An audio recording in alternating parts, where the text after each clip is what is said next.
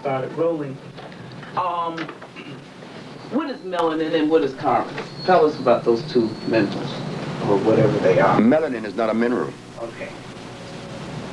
Melanin is a word that was used to describe a certain biological function. But that particular identification or category or thing, melanin, is a European identification of what they think activates those neurons in our body that makes us black. But when you break down our body, our biological structure, into what we would have to put it in, which is chemistry, biochemistry, melanin has no place. It's not to be found. What is found in the body that is attributed to melanin is carbon. Carbon not only determines the quality of life in black folks, carbon determines the quality of life in every living plant that exists that is natural. If carbon is absent, there's no life. Melanin, what is it? I don't know. Why are white people trying to get some? It's a Greek word, melanos. Well, white folks talk about protein. What is protein?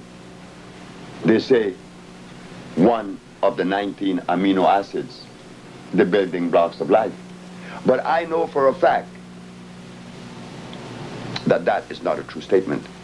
Because protein, if it was the building block of life, what happened to the gorilla that lives 180 years without eating anything that contains protein? Unless they're going to say that the plants contain protein too. They're always saying things, and because we have no laboratories to investigate those things, then we have to swallow it hook, line, and sinker. Miss Frances Welsing mentioned melanin. And I asked her, what is this thing? And I know she could not adequately answer the question because she was trained by someone European. So when you are trained by a European and told these things, you have to regurgitate these things. But no, they are completely in error. Okay, we're going to take a little break for the phone. We have to be careful. Remember, it is like a brother recommended that you use comfrey for your bones. That is in the books. From a European philosophical base. But when you look at the comfrey bit, you find that comfrey contains starch. Again, another European philosophy. Melanin falls under the same category. It is a belief, not a reality. I was told in Washington, D.C. that I was violating one of the most sacred code or law of nutrition when I deprive a killer strout of protein. So I asked Dr. Steinberg and Dr. Glutt at the Georgetown Pediatric Hospital, did you give her protein 5 times a day? You did. Was she under your care for 2 years? Yes. Now, she did not receive any of those things that you call protein, and she no longer has sickle cell anemia. So where is the validity of this thing we call protein? Is it equity or is it deficit? We don't know. This is why Dr. Sebi, when he embarked on this journey of healing, many was asking me, well, why are you so concerned with the scientific aspect of this thing? I say it is necessary not to heal. To heal, it is necessary to understand the scientific aspect of it. But you must understand the herb that corresponds with the disease that is manifesting. And the only way you could do that in the Western world, and to prove that you would be respected as someone that could be of usefulness, is to enhance oneself with the words that describe certain things. And that is the science of biochemistry. I had to, because my challenges would be from a scientific base. And if I didn't understand science, then I would be lost. And they would gain momentum when they should not. So I decided to go into the scientific understanding of these things we call herbs. And what we found, that there is nothing on the planet that assimilate and could be of usefulness, save that substance is electrical. And the only electric substance on the planet is a natural plant. Not comfrey, golden seal, peppermint, aloe vera, and the rest. They're hybrids. But how many brothers and sisters in America or anywhere in the world qualifies to offer a challenge when we have nothing to test that which we are given for validity? No, I do not subscribe to melanin or to comfrey. So we have to again go back to the drawing board. The Usha research disregard the word melanin. For instance, if melanin determined life, why is it then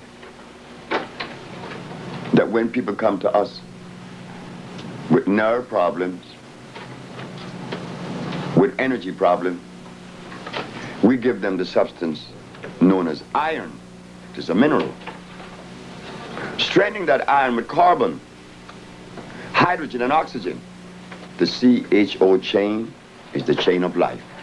Carbon, hydrogen, and oxygen. Melanin has no place in that biochemical structure. So I'm very extremely sorry. Okay. Let me ask you a question then. What makes the difference between black and white then? Why is it your color and there's somebody else who's not of color? Well, again, we could easily explain that position. Carbon is the determining factor for your color. The concentration of carbon determines the color black. The higher the concentration of carbon, the greater the color black would express. Oh, I see. Mm-hmm. It is carbon, nothing else. Excellent. Yes, sir. Dr. Sebi, explain to the people watching this tape the word electricity, and how it pertains to its necessity boundaries within the body structure. Now you see? Now that was the best question that could have been asked. Why? Because if something is of usefulness in my structure, in my biological structure, it must necessarily be electrical. And the only substance that is electrical, that are electrical, are those substances that come from the forest we call the jungle. Because the molecular structure is complete, it's not broken. If something is made by Mother Nature, one could easily use the common sense and see where this stuff is natural, is complete. But if something is made in a laboratory, well, naturally, common sense again shows us it could not be of usefulness. Each mineral on the planet, iron has 12,000 electrons per atom, calcium has 9,000, opium has the specific amount, and so it goes through the whole ramification of life. 142 minerals expresses themselves in a different way because that is necessary to maintain continuity, to maintain that individuality of each plant. The bones is calcium, not the blood. The blood is iron. Now we go back to the question of melanin. Wouldn't it be intelligent to ask one of the promoters of melanin, what is the electromagnetic structure of melanin? What is the amount of electrons per atom that represent this thing we call melanin? Why do we ask the question? Because it is necessary We want to know, is this thing electrical? Yes. Well, if it is electrical, it has to have a definite amount of electrons per atom, representing that particular thing. Okay, let me to ask you on that same subject. Let's say the generator that gives us electricity here in this city was cut off, and we wanted to get more electricity.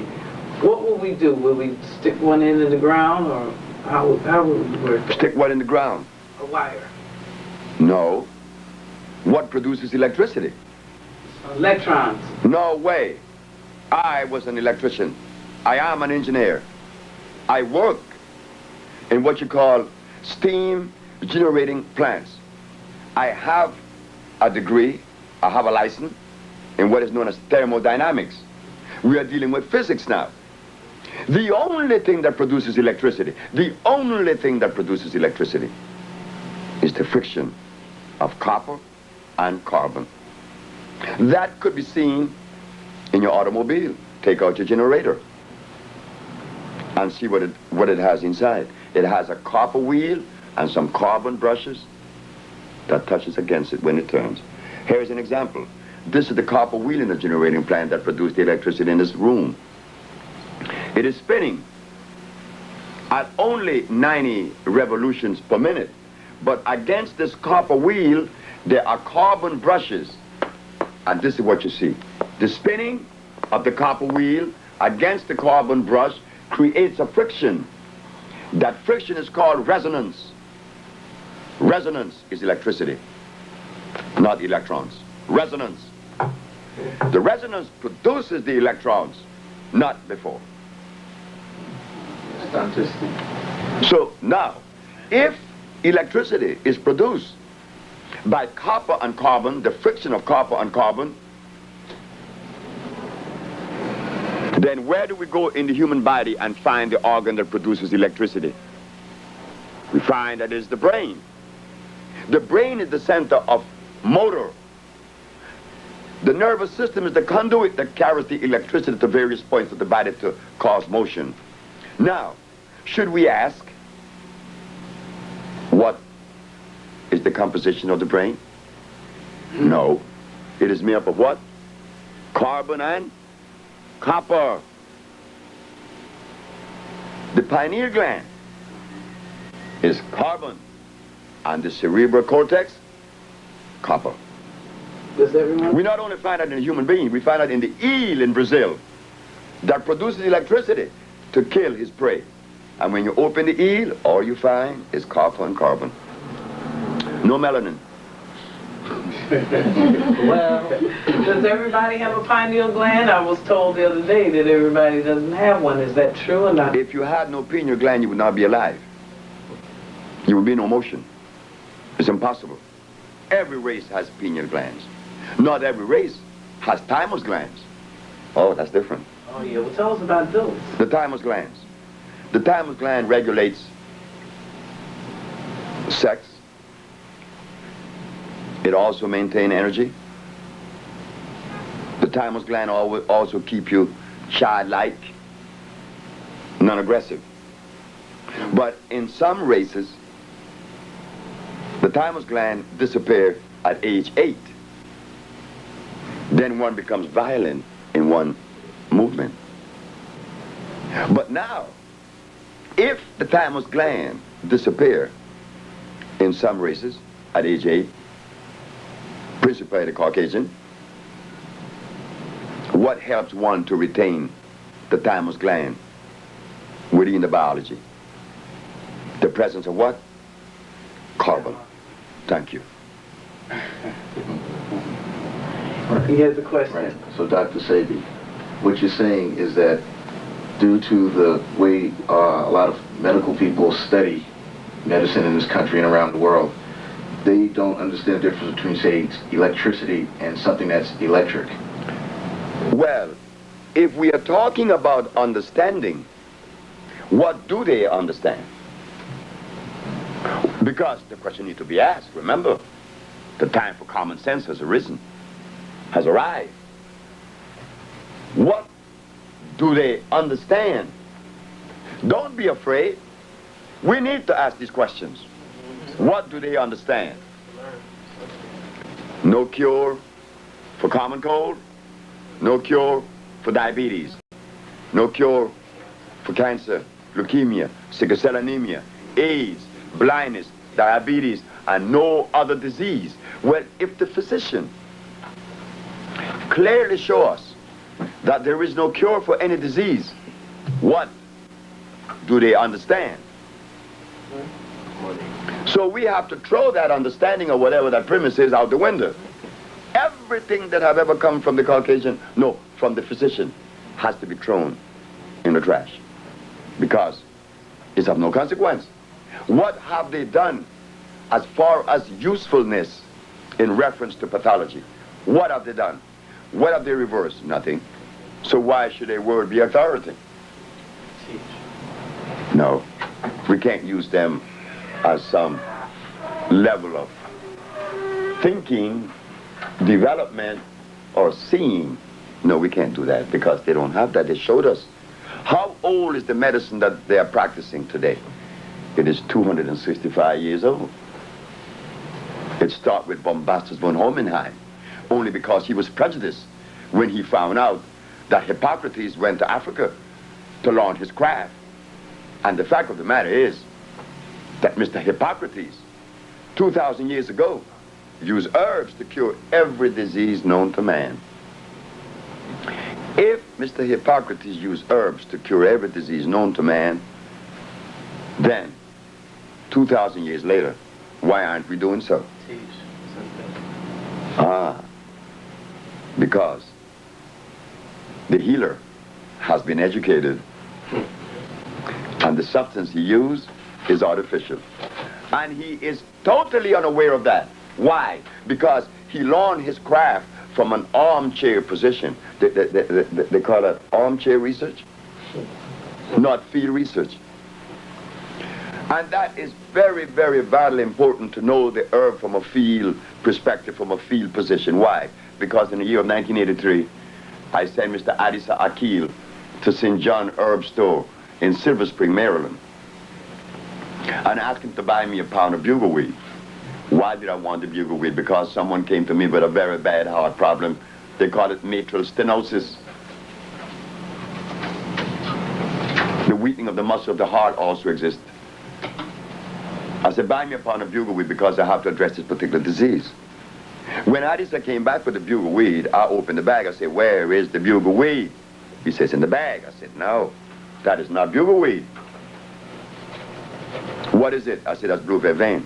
How do you know? Because I tasted it and it's sweet and I could look at it. That's why I could tell.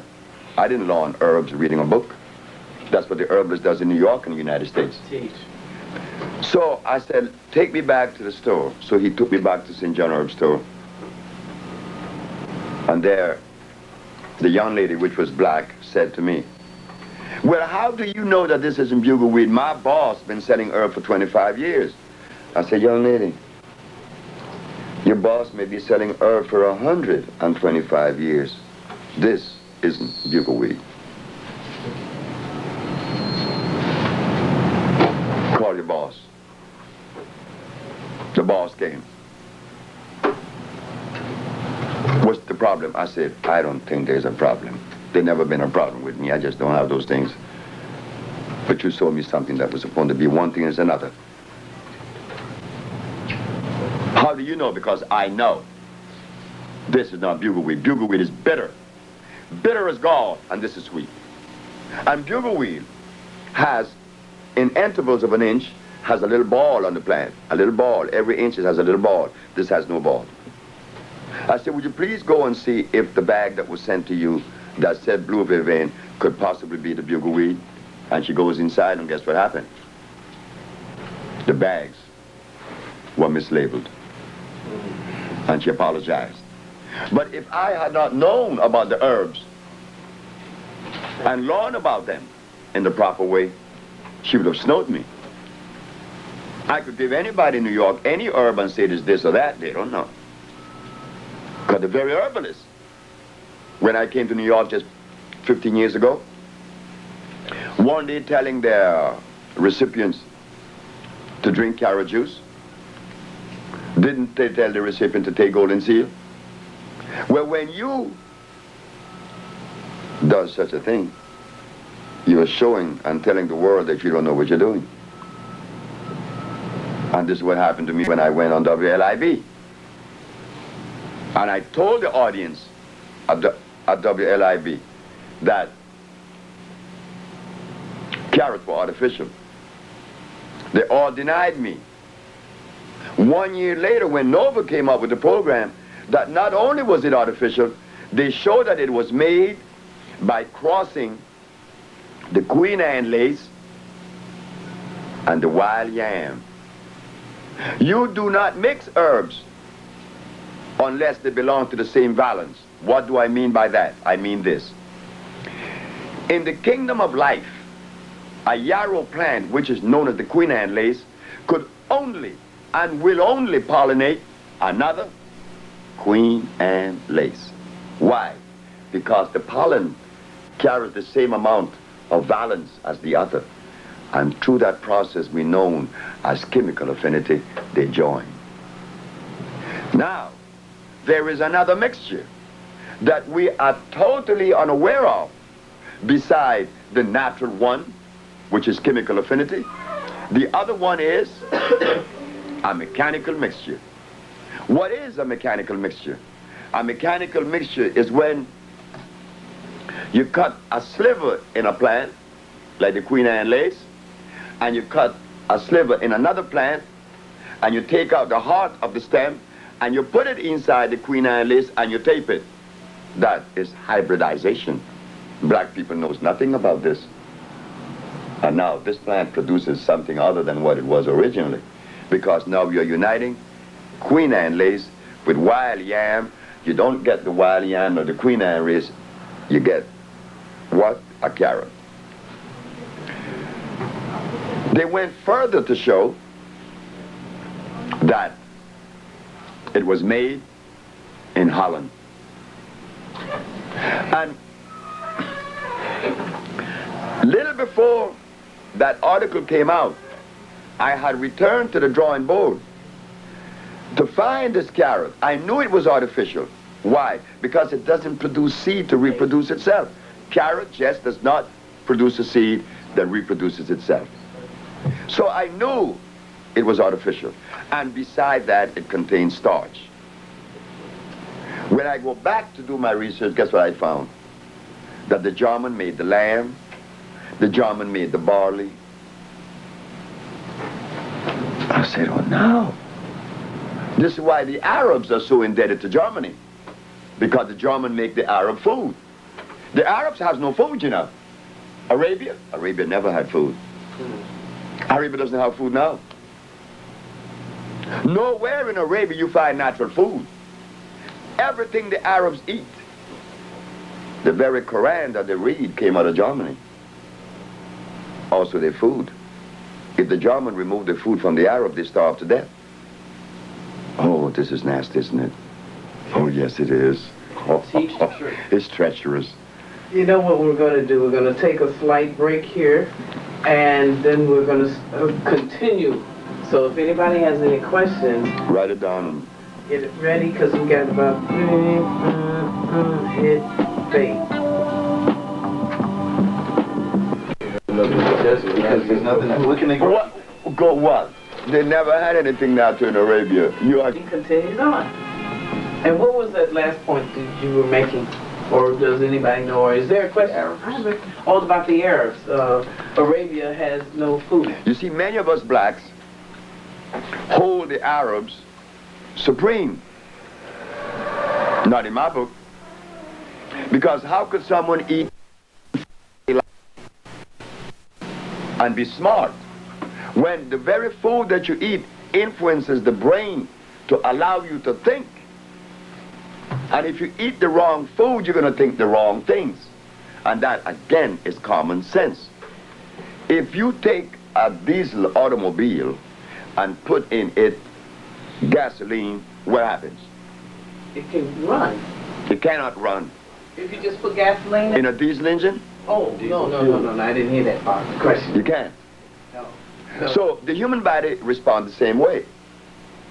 The black race has never had anyone to really show us what we should or should not eat. The only man that came was messenger of our honorable Elijah Muhammad. The only man that said, stay away from the pork. And when I, Sebi, sat and ate with the messenger in his house on 3837 South Woodlawn Avenue in Chicago, the messenger personally told me and Brother Harry Nance from New Orleans that we should not be eating meat at all. Well, And we should not be eating anything on this menu because it is poisonous to us. But if he, the messenger of Allah, Elijah Muhammad, had told the black race of the United States to stop everything, who would listen then?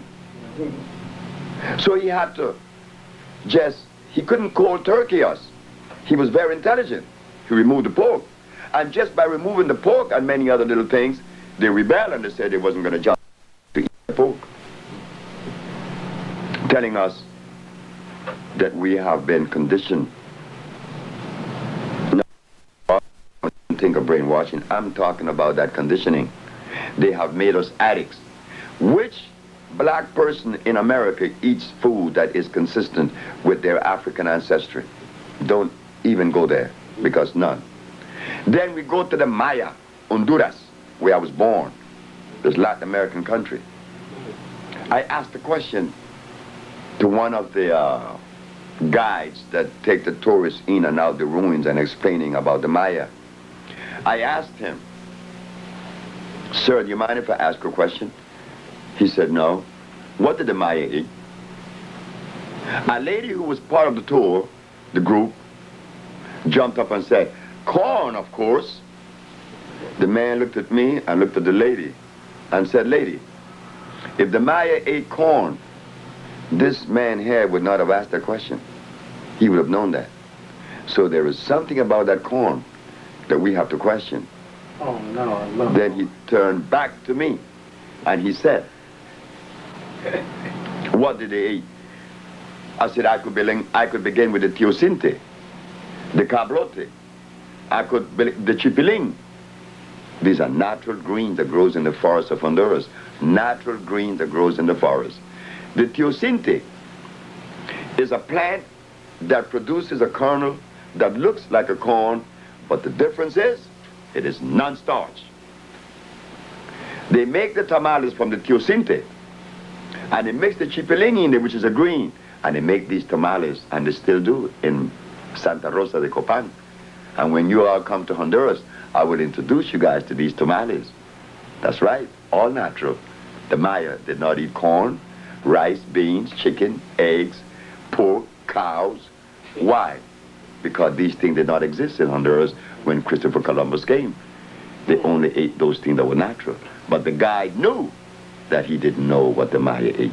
And how many Africans in Africa knows what their ancestors ate? They don't know. What does the African eat today? Rice. That's all they have. And rice is a poison. Chicken. Not only is it starch, and it is because it contains, and it converts into carbonic acid, but it contains cyanide. Well, how is it those little, I'm going to say something wrong here. The Chinese people, like Chinese, Japanese, them people, how they eat it every day? But what about that? Because they eat it every day. Are they the healthiest people on the planet? You never seen a Chinese or a Japanese walk straight. His spine just cannot hold up straight. He always walk with a drop in his spine. He just can't do it. He eats nothing but starch. The Chinese should give credit, and a lot of credit, to the Italian that went down there. What is his name? Marco Polo. Because at least he took them the wheat kernel that they could make their noodles. Before this man, what is his name? The Italian Marco Polo, Chinese could make noodles. But what about their Buddhist monks or whatever, Confucius? But they still eating this? They were still eating the same poison. What else do they have to eat? There's only one man came out of China that understood that, was Dr. Li Cheng Fu. Dr. Li didn't need anything to grow under the ground. No, he didn't. He just didn't do that. And Dr. Li, according to the history, lived 125 years. You see? 165 years. And he died here in New York. Or it was recorded in New York. He died in China. But he was a Chinaman that I respect. Like when I go to India, I talk to Raja Gopalachari. He's a friend of mine who lives in Calcutta. And he look at all the Indians and say they all are dead. I said, why? Look at what they eat. I said the same I say about Africa. That's why there isn't one African leader that I respect. I can't respect any African leaders because I know his head is confounded. Why? Because look at what he eats. Is fish good? Fish rots in the intestines. Oh. That's where the worms go. Exactly right. Anything that walk, crawls, swim, or fly, and that has a head, it should not enter my system. Well, they should have a face. That's what Phil Valentine said Saturday. Anything that has a face, leave it alone. But he does worse than that. Because he recommends things that are more acid than that which you eat that have a head. Speaking of that, Dr. Sam, I want to ask you some questions. My name is Marcus Scott Lewis. I'm just a humble, burned out, recovering activist, writer, and poet. And the questions I would like to ask you is, with this New Age movement out here, with all these European herbologists and all these writers, do you wouldn't recommend any of these books or any of these teachings? Now everyone's going back to nature, quote unquote, and heading to all these herbology stores and buying all these products and things. Our people are still confused because of lack of the correct information and misinformation which we receive. So could you give us a little starter on what we should be doing and what things we need to stay away from? Heading to the forest. All right. Heading to the forest with someone that came from the forest. That we have not had. Because some of the best advisors in the United States, counselors, nutritionists, and doctors, trained our brother by the name of Dick Gregory. All right now. Well, did he recommend the Bahamian diet? The answer is yes. And what did the Bahamian diet consist of as a base? Soybean. And didn't Mr. George Washington Carver made plastics out of soybean? Yes. So how could he give us the Bahamian diet that is soybean based in the name of nutrition? But we cannot blame Dick Gregory, because he's our brother that I know he loves us and we love him. But he was ill-trained. The student could only regurgitate that which was learned from the teacher. And if the teacher is poorly educated, then the student likewise. well, do you think you could start teaching us more now that you've, she wants to ask you a question too, but I want to get this in real quick. In that you are a teacher, and I look at one of your old tapes, and I saw how you talked about the carrot and different things, even certain potatoes. I think sweet potatoes is all right, but the white potatoes is not ain't good. I didn't say that sweet potato was all right. That was made too.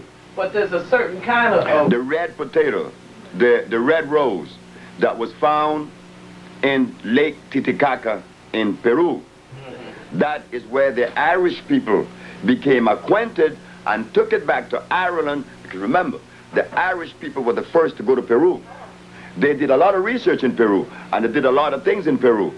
And when they found this potato, they took it back to Ireland, and they began to hybridize the potato and get what you call the russet potato, the red rose.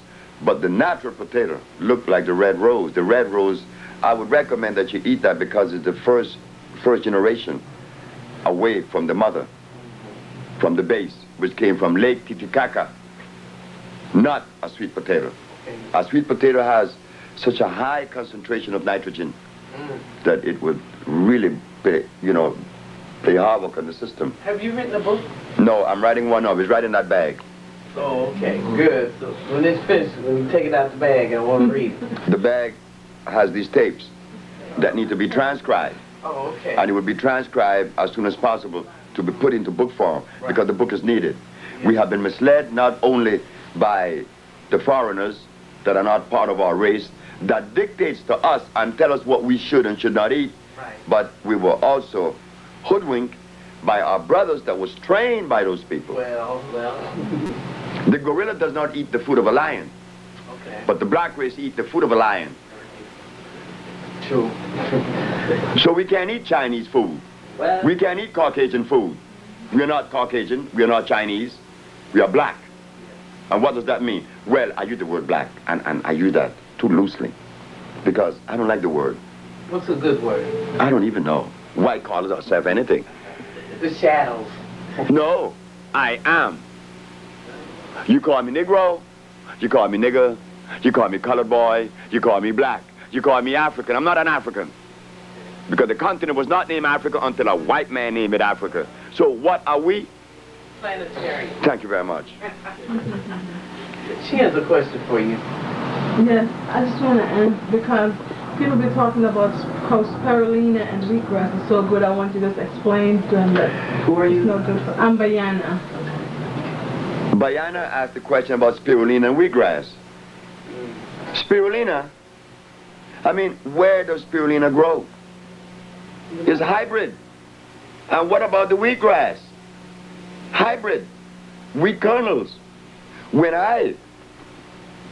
in my embryonic stages, and I must admit it was later than that, because I was in New York practicing this thing already, and I was using wheat to produce wheatgrass to be juice, and here I am with my little cup of wheatgrass juice. I got the best chlorophyll in the world. Man, a little lady, 94 years of age, named Mrs. Holloman, said, "You're out of your mind.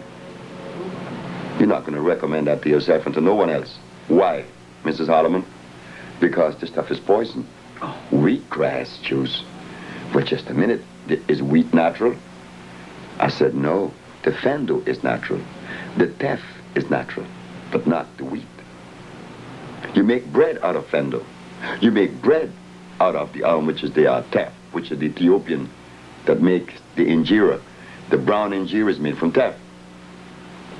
But as far as the wheat, we have to remember the amaranths, which is natural. But this thing we call wheat definitely was made in Europe. So now, when we grow this kernel and we squeeze it, we are getting sugar and starch. So in my brain tell me, don't use it no more. So what you use? Sprout something natural. So I went and got some amaranth, and amaranth seed could be acquired right now in Brooklyn. It grows all over the place. You take the little seeds and you put them on the bed right now, and you cover them with the soil. In 21 days, the wheatgrass sprout. But the amaranth would not sprout in 21 days. Why? The amaranths only sprout once a year in the spring. So I was angry because the amaranth did not sprout. Then the amaranth laughed at me and said, "You want me to sprout along with something hybrid?" Well, I'm very sorry, I only sprout once a year. But the product I produce is food. And when the amaranth sprout came, I was eating amaranth sprout, and I was high for about 3 months. I was on this high, this energy, because the molecular structure is complete, and therefore it deems that stuff electrical. If the molecular structure is incomplete, meaning a hybrid plant, it cannot be electrical. If man could make a substance in a laboratory, such as a vitamin, vitamin B, vitamin B, C, vitamin B12, inositol, zinc, all this stuff. Hey, look, just a minute. How could you make in a laboratory a substance that would help me biologically or physiologically? If you could do that, and if you could really do that, then you are God. Only nature or God makes something electrical. No man could do that. I'm going to give a simple example. On the planet, minerals are expressed in two forms. One phosphate, one oxide. Meaning what? There are 142 minerals. We begin with gold, silver, osmium, iron, phosphorus, iron, magnesium. They come in the form of a rock. 142 different minerals in the planet. They come in the form of a rock. But that rock also have a plant that is representative of that mineral. The plant contains gold. Gold? You may ask, well, why should it be so difficult for you to understand that? Don't you take burdock for iron? And what's the difference with iron and gold? They both are minerals. But now you have them in a plant form. Why a plant form? Because the plant, in sending its root into the soil, it converts that solid rock into a liquid digestible substance. The scientists call that process of conversion iontrophoresis. Iontrophoresis could only be accomplished by a plant, not a laboratory. You can't take a piece of rock that is iron into a laboratory and get a liquid from it that's going to be digestible, because now it becomes non-electrical. The plant makes it electrical. And when you drink it, it is pre-digested for you electrically, so that no one snow you. The minerals that the body needs cannot be found in any health food store.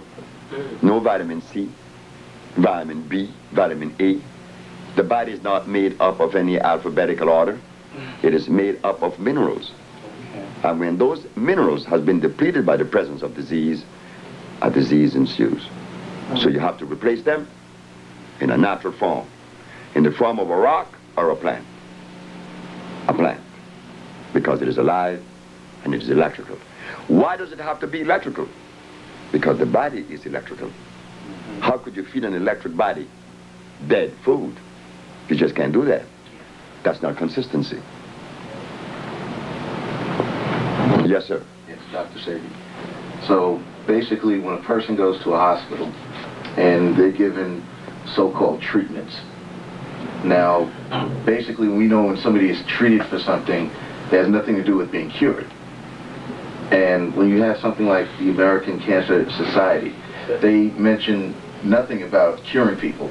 They're just a cancer society, which is they study some more, get some more money, and keep studying, but never really finding a cure, when the cure basically is something that's natural in the ground, where the person can heal itself, the body can heal itself eventually.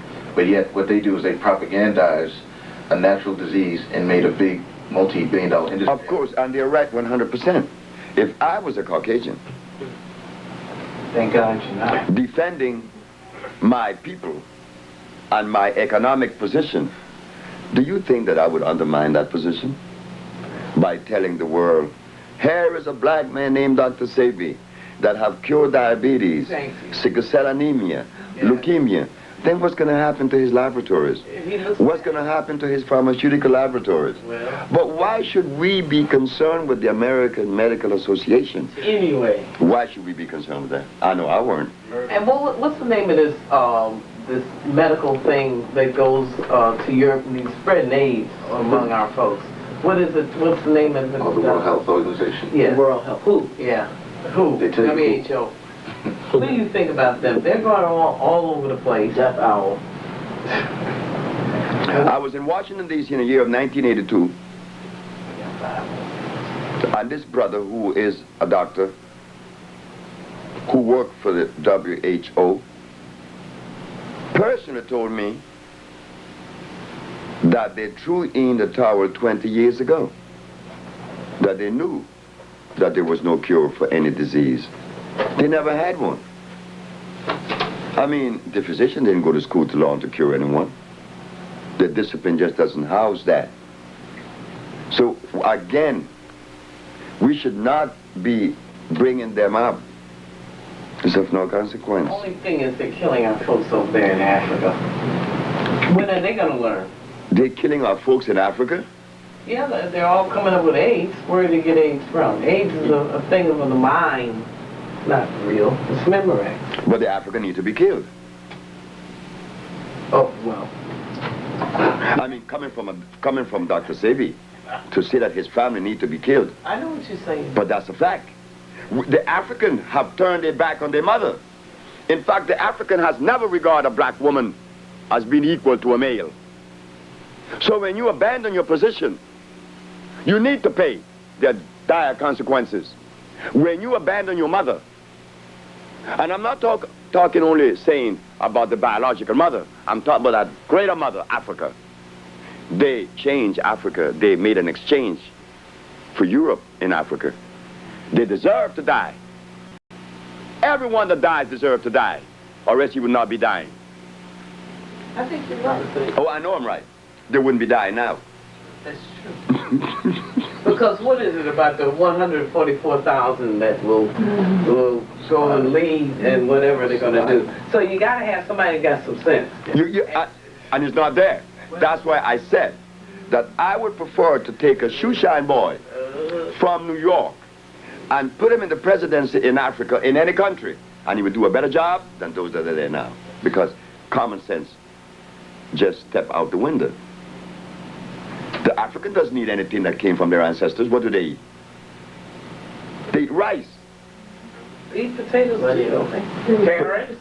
Sweet potato. No, they eat the white potato. Those that come here that I've seen, they eat the white potato in with the rice, and they eat the carrots. Have you ever tried to put a salad bowl beside an African before he eat and see if he's going to eat the salad? Oh, he's not going to eat that. You could put a bush rat and some rice.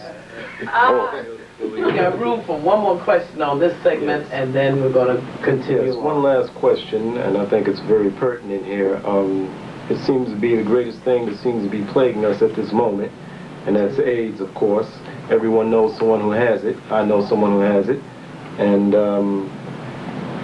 pretty much I'd like to get a roundabout viewpoint on what you feel about that. Yeah. Well, this book that you raised, if you notice carefully, AIDS. The good news is HIV doesn't cause it.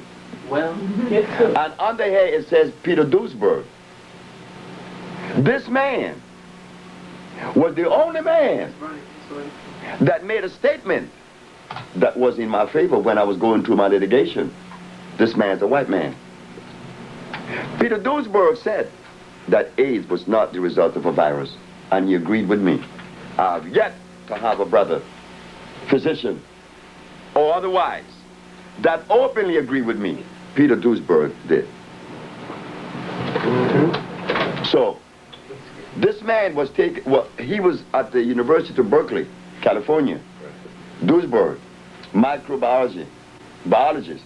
They removed his grants and kick him out, but that was okay.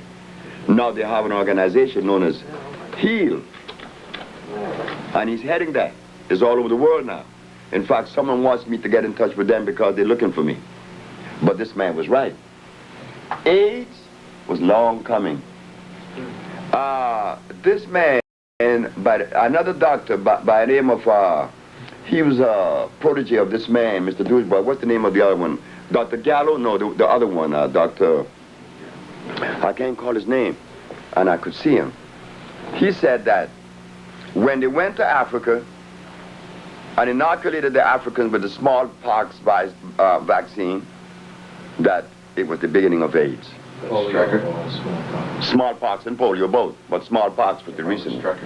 Strecker, Dr. Strecker. And we're going to, on that note, we're going to be right back at the next segment. You'll see it next week, okay? Hold tight now. Dr. Love and Dr. Roshan and Dr. Prince, they sat in council, and Phil Valentine was one of them, to kick me out of New York. Our brother that cured AIDS, you want him kicked out of New York? Well, Phil Valentine did that. Phil Valentine, all of them turned against me, which they really the interest of black folks. And there's a brother among us. Say, for instance, 10 of us set out to do research, and 9 failed. The brother over here Mr. Simmons, Oh yeah, let's talk. found the cure for AIDS, what us 9 should do? See what you have to Come to you. Because you did the research and found it. Phil Valentine, Dr. Love, Kanye, Dr. Prince, all of them said, good luck. I said, thank you very much. what about Dr. Barbara Justice? She don't like me. At all. And she is right. She should not like me. And I hope that she see this tape. Because Dr. Sebi loved the idea that Barbara Justice doesn't like him. Yeah. She have to live with that hate herself. And I hope that the hate does not last too long. Also, at the Million Man March, Dr. Sebi, there was I was there. Well, and she has worked with him, the Muslim guy from Washington. She's worked with him. Yeah. Are you talking about Dr. Alim? Yeah, Oh, that's a beautiful... And Dr. Barbara Justice said They worked brought together. this young brother up who they claimed they had cured of AIDS for 3 years of Well, treatment look what they of did to Cameron from Kenya. It's impossible. Sandiford. Look what they did to him. Cedric Sandiford. And he was on the air to be cured. And they took him over to Kenya. And because of the lack of money, you know, money always plays the role, and lack of care, I'm going to put that in, that's my word, that Sandiford died. He had to. Even if I take Cameron, he would have died. What is Cameron? Do anyone here know what is Cameron? Synthetic. What? It's a Ferron mix or something. AZT. Ooh. Made right here in the United States, sent to Japan to be put together as a compound, and then taken to Africa and administered. Yes, that's true. That's true. Yeah. See, also, years ago, my father got out of the hospital, and he was feeling very weak. This was like 1988. And his name? And his name, Professor George Simmons. And I remember my father was feeling very weak, and he didn't know what to do. So his friend sent him to Dr. Barbara Justice, and she looked at him and she said, all you can do is just pray. And wait. And wait to die. Yes. So what happened was a few of my father's friends took him to see Dr. Sebi over here. Amen. And my father, if you recall the first time you met him, he came to your office, told you all his problems. He was this and that, and you said that you didn't even look at him. You said you was busy reading something. And you told him, don't worry about it, you'll be all right in a couple of weeks or a couple of months. He said you'll be back teaching with, without too much of a problem. And lo and behold, my father followed what you told him to do, and he was back teaching. He's running around now in 1995. And now he's down in Honduras at your institute, and he went down there with a lot of different maladies, diabetes, prostate cancer, high blood pressure, a whole bunch of things. And he said within 2 days of being down there, he was ready to run some Olympic events. And he did. Wow. Yeah. And his sugar was down to 93. And they thought it was supposed to be amputated, no longer has to be amputated. What? And his hair was growing back, did he tell you? Yeah. His hair was growing back where it was falling out. The village you are talking about is here. This is the village. Okay, let me hold it there for a few, and let's get a nice tight shot of it. Good, okay, perfect. All right. We see the tanks of the thermal waters. This is the Usha Village in Central America. And you see these tanks that house the water. They are holding tanks. Oh. The thermal water contains a pH of 8.8. It is not like what they have in other places. I heard that there's a hot spring in Cottonwood, Alabama. We don't have a hot spring in Honduras. We have a thermal spring. And the difference of a thermal spring is that the thermal spring is precipitated by volcanic activity, which means that the water has a high concentration of sulfur and phosphorus. Not so for a hot spring. A hot spring is precipitated through a bed of zeolite that's under the ground. And as you know, that zeolite is a mineral that boils water. That doesn't necessarily make it thermal. So what makes the difference? That one has sulfur and phosphorus and oxygen in large amounts. Which means what to the body? It means that the body is receiving a large amount of hydrogen ion concentration that relaxes the body immediately. It plays a very good role on the central nervous system. Stress is gone immediately after you enter the water. And that was the first thing that I did for the professor when he got there. I said, before you eat or go to sleep, you go down there and you take a bath. And we took him down there, he took a bath. Next day he was rejoicing. Now what happens when stress is relieved from the body? Well, the body begins to normalize itself and the hormones begin to take their message where they should go. When there's a nerve condition, hormones tend to contract or retain, or they don't do their work because they are held back. There's a nerve condition. You know, like even the muscles contract. Your face, the muscle in your face contract when there's muscle problem, when there's nerve problem. Bellman palsy is one. Bellman palsy is caused mainly by emotional reaction, and it pulls the muscle in the face to one side. And when the person relaxes again, the muscle relaxes. So the remedy in Bellman's palsy is to get into an unstressful or relaxed state. In your situation would be to take one of these baths. That's right. It's not one of these baths. You take bath twice a day. And then you take also the therapy, the internal therapy, which is what? The pavana, the cordoncillo negro, the cypress, and yes, my most favorite, the drago. These are plants that you will never hear in the American Standard Pharmacopoeia. You don't even hear these herbs in the mouth of the herbalist in Honduras or in the United States. And for that matter, even in Honduras, you go to Honduras and ask people the herbs I use, they don't even know them. Because they're too busy reading herbal books. And they're not in the herbal books. And those that are in the herbal books are hybrid. I wish very much that you could meet Dr. Anthony Andolph. He is, I guess they call him, you can keep it over there. He's botanist. He calls him an ethnobotanist.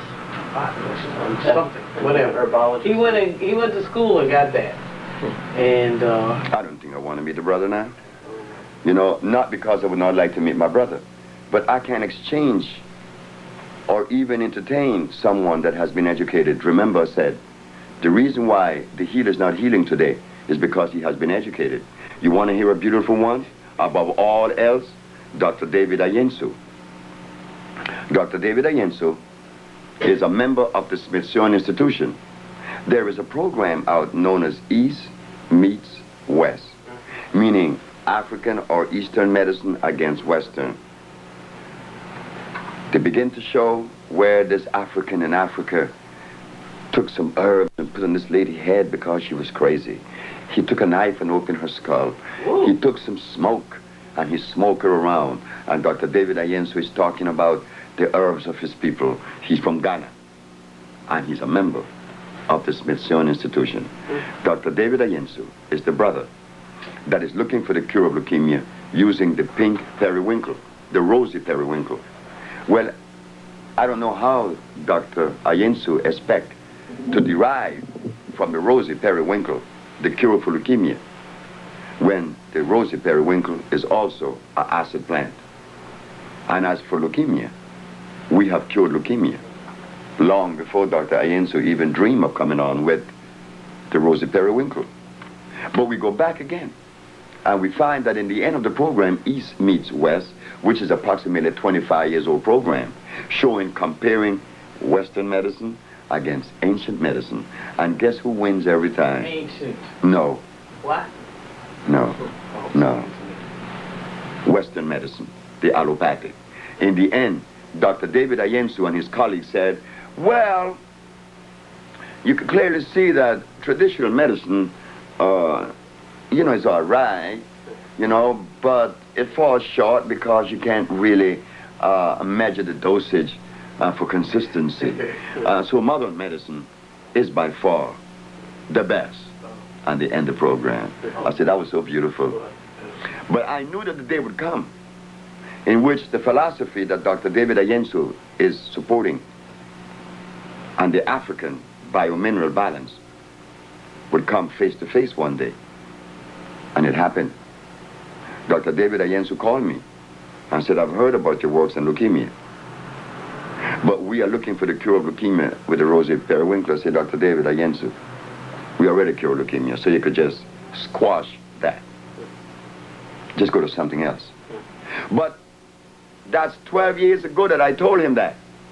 12 years ago, Black America, and still now, does not show the interest into our health and healing the way we should. All of the healers in New York, and I could call their names, they all read books. If I take Dr. Phil Valentine and Dr. Love and Dr. this, that into the forest, they would know a natural herb from an artificial one. But we can't blame the brothers. No. They was ill prepared because they were prepared by Caucasians. Well, on the subject of you're not wanting to meet up with a particular individual, this is for clarification. Yes. It's not that you don't want to meet them, but based on your experience of dealing with individuals who come with certain credentials and paper from the establishment or the system schools, that you know that there's a great difficulty in a back and forth and a sharing. Your response? My response is this. We are told that the brother that the sister want me to meet is an ethnobotanist. What do they cure? He researches different plants. I'm only asking, what do they cure? Research is 150 years old. We could research and research and research and research and research. We want to cure. We don't want to research and just research. What does he cure? Well, he has different plants. He tells you that you can take that will cure. No, hold it. How does he know that? What does he cure? He said he's been taught. He's from Africa, and he was taught by his father, grandfather, so forth. And he says he only uses plants that are from the homeland. You mind if I ask the question again? All over the world. What does he cure? Any disease. He cure AIDS? I'm sure he does. Well, that's good. If he cure AIDS. I'm the only individual to have diagnostic sheets showing from 5 different laboratories around the world that they have been cured of AIDS. I don't say it. I got diagnostic sheets. And that's important. Who else have those diagnostic sheets? Thank you. So I can't lend myself to someone that says that it does. Where's your proof? Speaking of that, Dr. Sebi, from being an activist, one of the things I ventured into was AIDS activism. And 5 years ago, I used to go to a few ACT UP meetings, and of course that was sponsored by Burroughs Wellcome and the European allopathic medical establishment. And then later on, an organization started called HEAL. You may have heard of the Human Education AIDS Liaison, which people like Dr. Strecker and others, Peter Duisberg supported that group. And HEAL, of course, I'm sure if they could find you, because many of us thought when you left us in New York City, we just felt so abandoned. Why can black people find me instead of heal? Alone, that's right. And that's more important to me than heal. But black people are not interested in their health right now. No. But Latin Americans are interested in it because right now we have a cadre of people who have taken to the forests of Brazil, Peru, Chile, Honduras, Guatemala, Salvador, who's right now doing research in the forest. None of them are Americans, and none of them are blacks. Why? We talk, and we talk, and we talk, and we research, and we research, and we research, and we spend all of our life researching, and disease is running rampant. And not only that, every minute in our communities right now, we don't need to go with the sorrowful story. Well, you have to start someplace. You do have to begin in research. That's a sorrowful position. Well, we have black. That's a very sorrowful position. If you don't know, you got to start somewhere. How long is research? My research took me 2 years, and we cure sickle cell anemia. We cure AIDS, and we cure blindness. 2 years of research. But these other men have 25 years under their belt, and what do they cure? You're absolutely right on that. But what I was saying is you had to start in research in the beginning. But in the beginning, it wasn't even, I call it research, because my grandmother was the one that did it. See, my grandmother was the healer. And she didn't go to school. So what kind of research she could have done? Brother Sebi, research can be likened to running a relay race. Oh, yes. Somebody else has covered the ground, and you know about it. Then you pick up the race from where they are. But if the race started off heading in the wrong direction, you lose. Because the finish line is receding faster than you could run. We heard that. What happens is that you continue to pass the baton on, but there's no finish line. Right. It's behind you. And running and running. It's behind you. So I don't want to hear about research. So what you have. In fact, in South America, people don't bring to me these questions. Not in South America. I live in South America. They say, Dr. Sebi, we know of no one that cures the disease that you have cured. So you have the blessing of our country. Honduras has given you all the privilege to practice your craft, regardless to what the world said. You can't go to Africa. I said, no, although you're an African by heritage. I said, but I can't go there. They kicked me out. So the need to research can be attributed in part to the conditioning that many of us have been through to say, well, where's your research? Whereas you point out that the average... What have you done? That's what they ask. No, what have you researched? What have you done? That's Latin America. But that in America is arrogance. But we are arrogant, as Professor George Simmons said, that I am considered an arrogant individual. Yes, Dr. Sebi, not only you are arrogant, everybody in Honduras is arrogant. You've been independent since 1824. You have earned your position to be arrogant, and especially when it comes to the art of healing. If the rest of the physicians and herbalists have healed what you heal, they too would be more arrogant than what they are, arrogant. Arrogant is a demonstration. I don't know what it means. Of being self-confident. We don't see that. That's okay. It doesn't matter. But I'm saying, we don't see that among our people, so that when we do see it among our people, people of color, even people of color will react, that person is arrogant. Because they're conditioned too. That's what I'm saying. Yeah. But I want to get to some basic ailments real quick. I'm Brother Leroy, and some basic ailments I want to deal with are those that some of our average people are being confronted with right now. Young brothers are beginning to show up with kidney ailments, you know, right here in the city. And what would you attribute kidney ailments to at a young age? Also, young sisters having fibroid tumors, etc. Reproductive problems. Reproductive problems at a young age, when we say young age, in their 20s. Something that would normally show up later on. Thank you. The male and female. Would you say that starts in the colon? No. It doesn't start in the colon. What happened? I used to say that too, that every disease begins in the colon. But if that was true, what have us eating the things that go to the colon that makes us sick? Why are we eating the things that enters the colon that makes us sick? It is before the colon, right here. The mind. Not the mind. I don't know what the mind is. I have never found the mind. I hear talk about the mind. I don't know what that is. But I do know this, that when the brain is confounded, you have problems. You may put anything in your mouth. You see this hand and this big mouth goes in there. It hasn't hit the colon yet, right? It starts here. Which is the brain. The brain. The brain has been confounded. The computer has been confounded. G in, G out. Garbage in, garbage out. But we don't want to see that. We want to rely on spirit, mind, and soul, when these are the properties of what? Supernatural. Well, I don't live in a supernatural world. I live in a natural world. In the natural world, there is no such thing as the mind. There is no such thing as a spirit or a soul.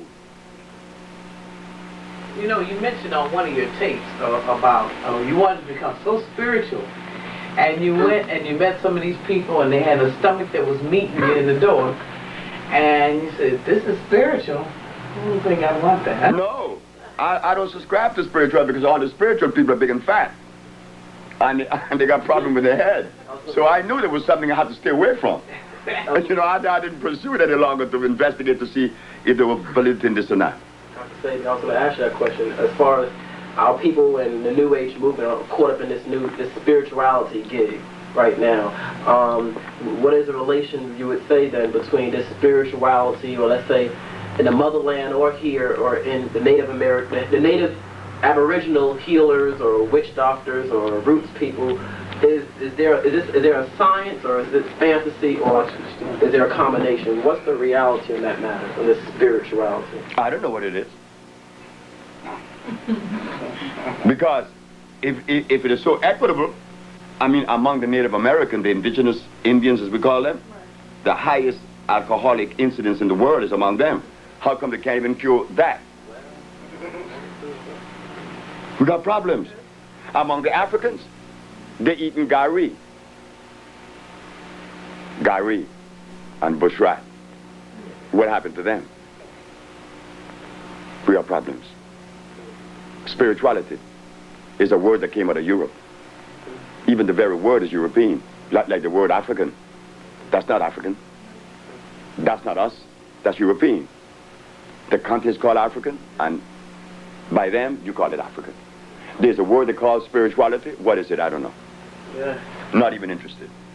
I find it that out. If you were given the assignment to open a school, not here, please, open a school and get your teachers to start teaching, where would you begin? Would you begin in research, or what would you do? Or show them each plan, or how would you go about it? Oh, I got to go way before the plan.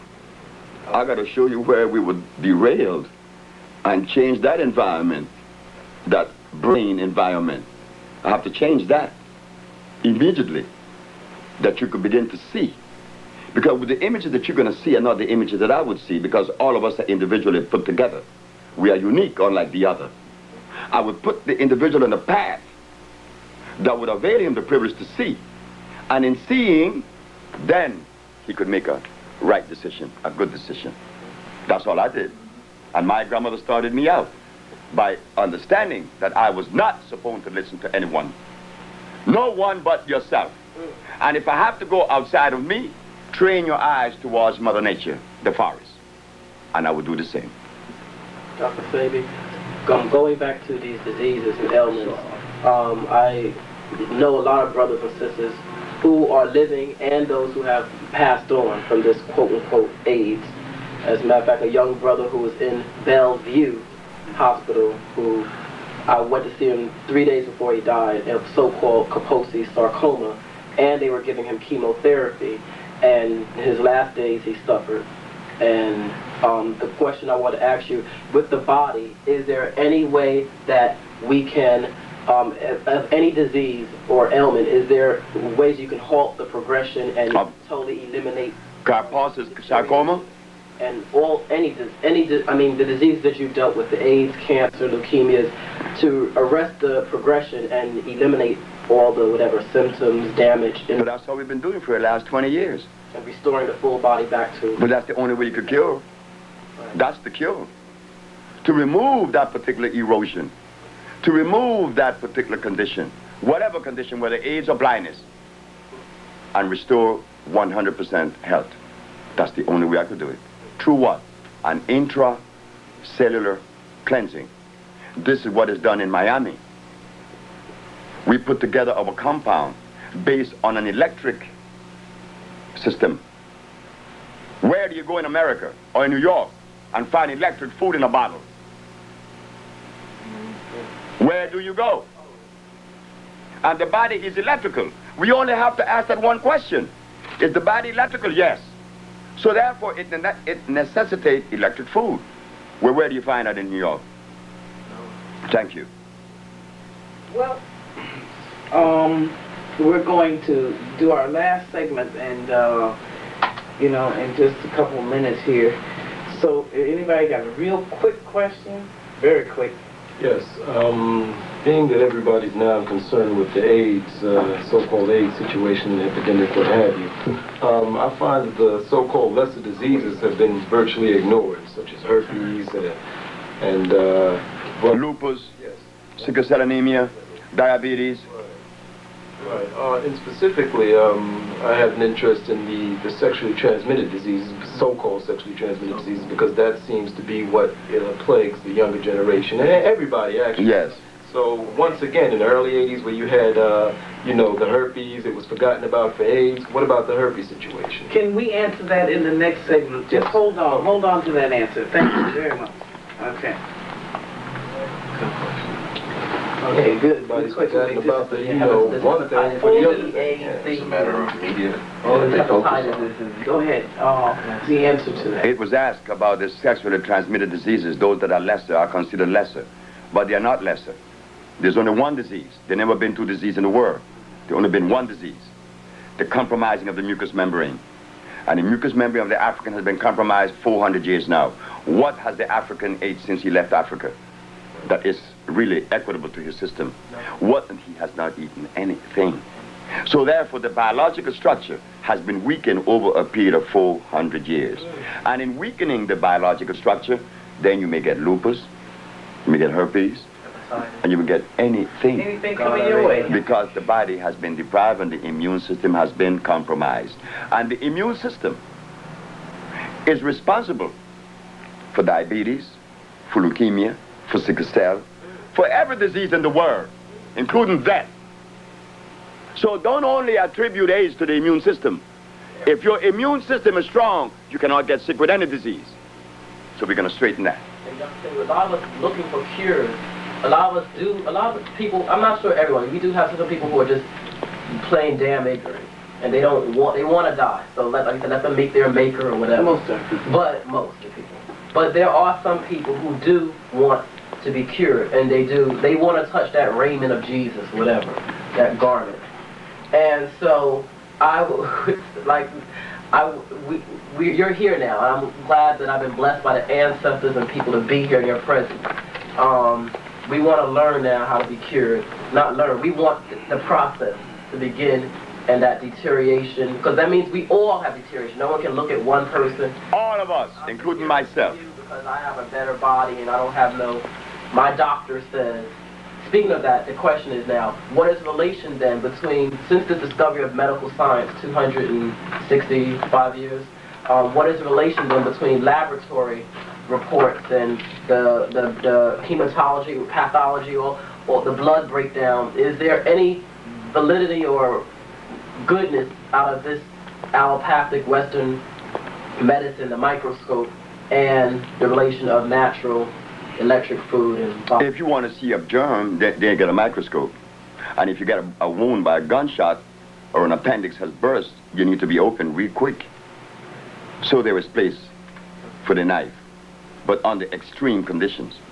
But as far as curing diseases, there's only one way. That is the herbs, because they are electrical. Their molecular structure is complete. They will assimilate. They are carbon-based. So that's why in Egypt you see we had scalpels and knives, but what was the food of Egypt, of the Kemetic civilization? Kemetic? Those people were hybrid, isn't it? Don't get angry. Be for real, stand up. Be for real. They were hybrids. That's why Cleopatra had to go all the way to Italy to find a man. She couldn't marry some black man. She could not do that because she wasn't black. She was a mixture of Persian, Greeks, and black. That's a hybrid person. So the Egyptian ate hybrid food. Didn't they eat ducks? Weren't they the one that really started to make of garlic? What could Egypt eat? And didn't Imhotep I, one of the first physicians that was given the credit as being, and attributed to as being, the first doctor, did he open the human body? Yes, he did. He opened the human body. If the human body was supposed to be open, it would have a zip on it. Thank you. Amen, go right there. Yes, Okay, Dr. Sebi, you're down in Florida. Is that telephone number 305? Yes. 252-1800? Yes, ma'am. Okay, I'm sorry. That is the number in Miami where we have just recently moved from Puerto Rico. Our laboratory, our factory's there. Okay. And now, what's this number in Brooklyn? That's 718-722-9386. Yes, that's the city. Yes, that's another number they could get in contact with. Oh, okay, thing that they need. Now, Reggie would like to ask you a question. There's another medical issue that I'd like to bring up that's a big concern in this country, and that's paralysis. Excuse me. Now, how does the process of curing somebody with paralysis go, as far as you're concerned? The African BioMineral balance has addressed to that many years ago, many times. El Salvador, my friend, Mr. Irvin Sanders, father-in-law, was in a wheelchair for 18 years. He's walking. Zadia Ife from New York, from University of what? What university up in upstate New York? Everyone knows about it. Buffalo?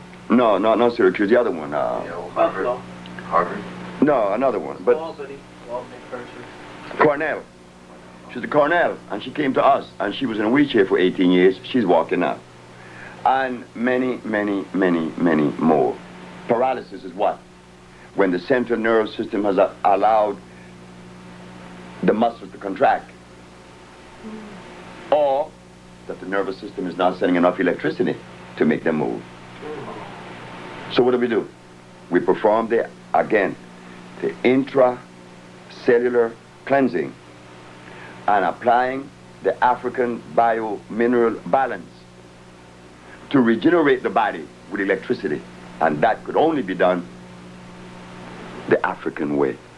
Well, I wanted to ask you too. I'm having, I was 20/20 eyes, but now I don't see as well. I had to get my glasses sometimes just to see the whole thing. Yeah, get you clear this way. So, but I don't want to wear these. I want to cure that, get it back to where it was. What do I do here?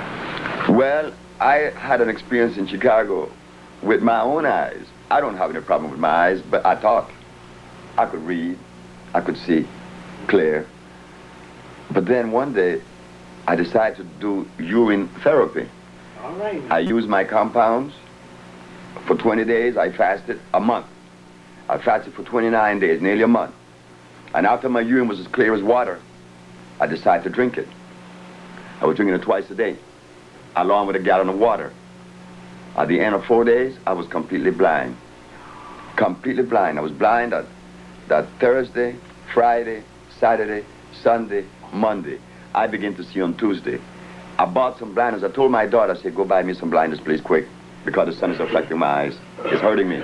She said, okay. She went and she got the blinders and I put it on my eyes. Oh, and I was happy. Oh, I was in blind. I was in darkness for 5 days. At the ending of the 50, on the 6th day, I was in Chicago. I was on Stony Island, where we had the center. When I took the blinders off, I could read the finest letter across the street. So why was I blind? Because it was breaking down all of that inflammation. Oh. Coming down. As it crossed the eyes, I had to go blind. You see? Oh, I see, yeah. So what you need is a total fast for a while, and then urine therapy. And then you continue on the diet, and your eyes going to come back immediately. Clear. Well, could that happen to Dr. Clark, too? Because, Dr. Clark? Well, not too late for him. It's not too late for anyone. Okay. But how much indebted is Dr. Clark to the Caucasian or to his mother, fathers? Dr. Clark is a beautiful brother. Yeah. And Dr. Clark need help. And Dr. Clark came to me. I said, Dr. Clark, you can't eat these things. And I love Dr. Clark. All of us do. Who doesn't? But Dr. Clark can't stop eating those things. So Dr. Clark is like the brother by the name of Chancellor Williams. I went to see the brother.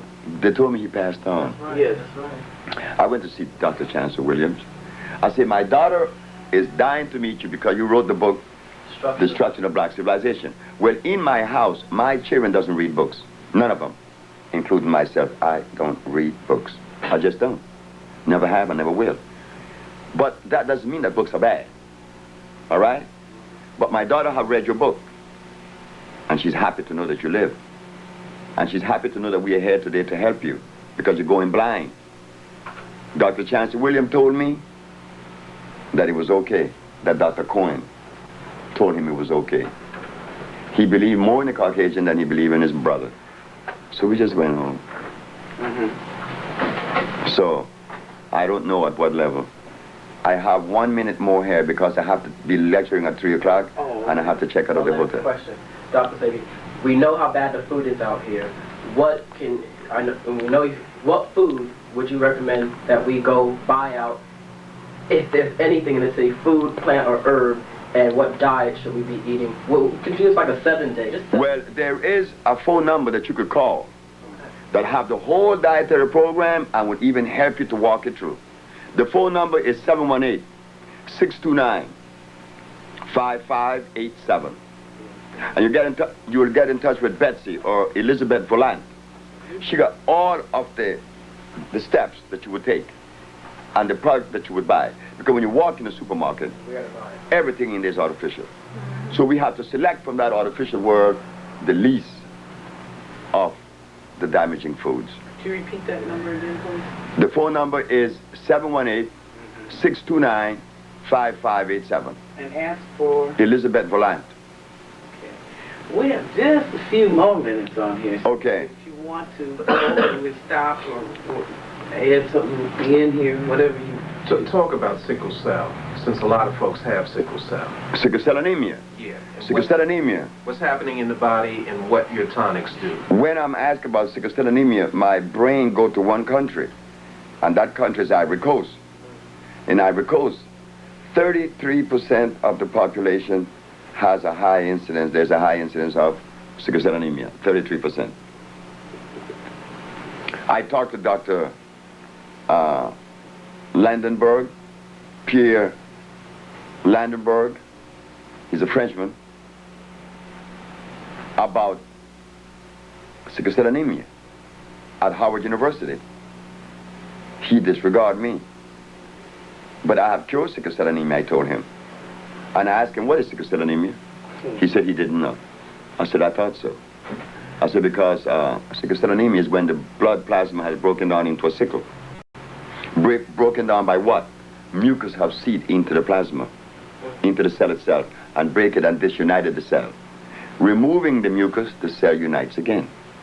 And then, to maintain that level, you have to feed the patient large doses of iron phosphate, not ferrous oxide, iron phosphate. And I don't know anywhere in America that says that. But sickle cell is when the same mucus that breaks down the cells in the nasal passage that cause sinusitis has now broken down the blood plasma and break it into a sickle. And now we have to replace the mineral that has been lost. And because iron phosphate, iron incidentally, is the only magnetic mineral in the planet. Being magnetic, it pulls other minerals to it. So therefore when you take iron, you take all others proportional balance. So when they take this iron, they begin to see result in less than 5 minutes. Malt liquor, what damage is that doing to, we have a lot of brothers who are drinking 40s and, you know, that we're just being sold this particular drink. What is happening in the body? What is happening to the mind when you consume that? The liver is damaged. Malt liquor is made with what? Barley. And they use also another substance in the yeast. And isn't yeast the seed for infection? They call it what? Chlamydia. Yeast is the bed for disease.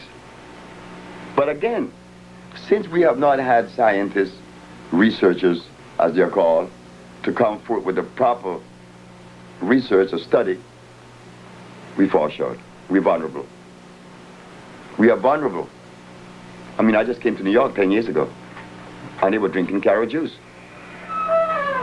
Carrot juice? Well, that tells me something. And they're eating beans in the name of health. That tells me that something is wrong. So therefore, we have to stop it. The brother that came from D.C., there was a war on AIDS, and I was taken to Manhattan. War on AIDS! Well, I had the bomb. I went. Dr. Barbara Justice and Dr. Prince disregarded me. And then they said, Dr. Alim is coming from Washington. I said, a Muslim brother? They said, yes. I said, he's coming with a very special message. I said, yes. What is he coming to tell us? That AIDS kill black people. I said, we needed to hear that from Dr. Alim. Wow. Because we were totally oblivious to that fact. But the question I'm going to ask about Dr. Alim, is he a Muslim? They said, yes. Well, what does a Muslim that follows Allah doing, practicing the medicine of Iblis that they call the devil? There is a contradiction. Well, halal. Yeah. Dr. Sebi, what can we do as folks here in this country who are concerned, that have some semblance of consciousness? What can we do here to help you get the message across to the people who need to know, to the people who need this kind of information and cure? What can we do here to help you to, you know, to expound the greatness of medicine that you're giving to us? When the Japanese scientist said that he worked with the immune system, all of Japan got behind him. He didn't ask them. They got behind him. And he got the Nobel Peace Prize for only working with the immune system. We don't work with the immune system. We cleanse the immune system. When the Jews in Israel needed help, they didn't come asking help us. They send the help.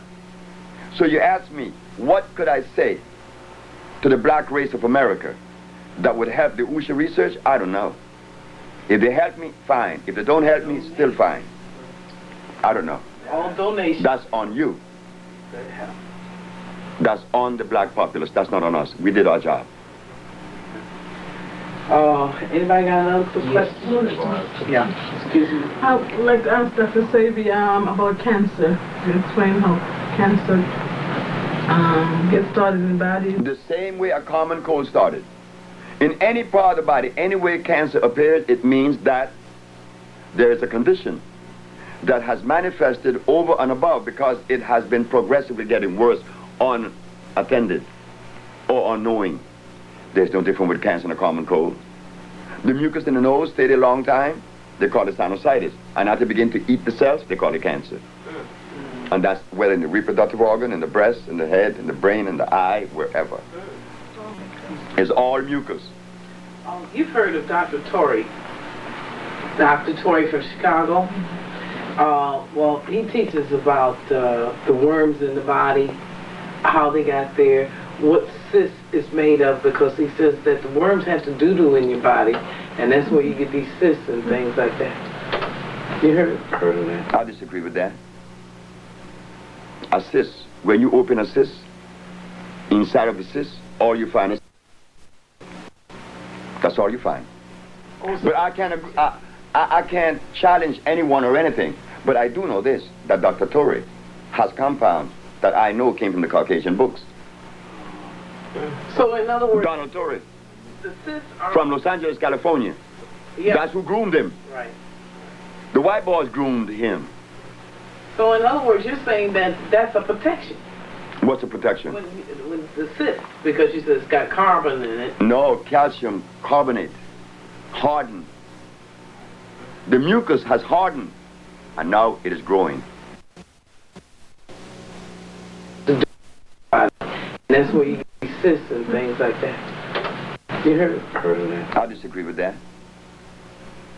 A cyst, when you open a cyst, inside of the cyst, all you find is calcium carbonate. That's all you find. But I can't challenge anyone or anything. But I do know this, that Dr. Torrey has compounds that I know came from the Caucasian books. So in other words... Donald Torrey. The cysts are... From Los Angeles, California. Yeah. That's who groomed him. Right. The white boys groomed him. So in other words, you're saying that that's a protection. What's a protection? When the cyst, because you said it's got carbon in it. No, calcium carbonate. Hardened. The mucus has hardened, and now it is growing. And then it's going to burst and eat you up. So your tonics do what? My tonics, our tonics, the Usha tonics, the electric food. To this. We reduce it. Didn't you see at Usha Research when the lady passed the tumor? I did. And it was in the refrigerator? I was there. Thank you very much. She brought it in. She brought it in a bottle. And we put it in the freezer at Tumor, this size. I saw it. How'd they come out? Just passed out of her... That's the only way it's supposed to come out. Well, so you're right. Our bodies don't have zippers, so any cleansing is supposed to come out through the regular holes, the nose, the mouth, the... Like Taurus Henderson. The anus. Taurus Henderson, Chicago, Illinois, 1990. She had a tumor in her brain. And this is recorded on Channel 21 and Channel 19 in Chicago by Brother Rashid. She passed a tumor through her nose. From her brain. Not only her. But she was cured. This Caucasian male from his daughter named Robin Bennett called me and said, my father have a tumor in his brain, a blood clot in his brain. I said, yes. How long would it take you to take it off? I said, how long would you allow me? She said, I'll give you a month. I said, what about 24 hours? She said, you're crazy. I said, of course. But it came off in 24 hours. And she wrote me a letter, and I have that letter. How does know? More than black people come to you. And right now, in terms of Honduras, who are the folks who are coming to you? Mexicans, Norwegians, South African whites. I don't expect any black from South Africa to come. South African whites, Chileans, Colombians, American, Latin Americans, American, not black America. Black America, down there now is our most beloved professor, George Simmons. And we have this brother from DC named Anika. But the general population of Usha are Latinos and Europeans. I would like to come down to the country and do a research, or because we're called African Information Communications, and anything that concerns our people, no matter what it is, and health should be very important. So I'd like to come down and see you in your environment, so to speak. Gladys Rodriguez did. Who? Gladys Rodriguez. Gladys Rodriguez is a Latin American from Santo Domingo. Okay. This woman saw me on Univision, which is the Latin American International Network. Isn't that something? The Latinos put me in the international network. Gladys saw it, and the very next day she went down to Honduras. In fact, she had the council from Honduras in trouble, had him fired, because he was giving her a hard time. She went down to Honduras, got her compound, came back, and saw what Usha is about. She was in the village. No question asked. That's Latino. But an American black person have a problem going to Honduras. Well, I don't have a problem. No, what most do. I mean, that's why I'm asking you. Yeah. Okay, come down. They ask about, is it possible? What's going to happen? Where am I going? And hold it now. But they can run to Kentucky Fried, White Castle. Sure, but that's not our fault. Powell Theater, and everywhere else. But South African go all the way from Africa, and Norwegians from Oslo. Nina went down there with her tumors, and her tumor was passed. And not only that, when she got back to Norway, the doctor said, the doctor in Honduras did remove your tumors, but there's something else that he removed. Your infantile diabetic condition is gone too. You didn't know that? Well, I didn't tell him I had diabetes. That is also cured. So, ladies and gentlemen, I'm very happy that you did this interview, and I hope that in the future that there will be more participation of black people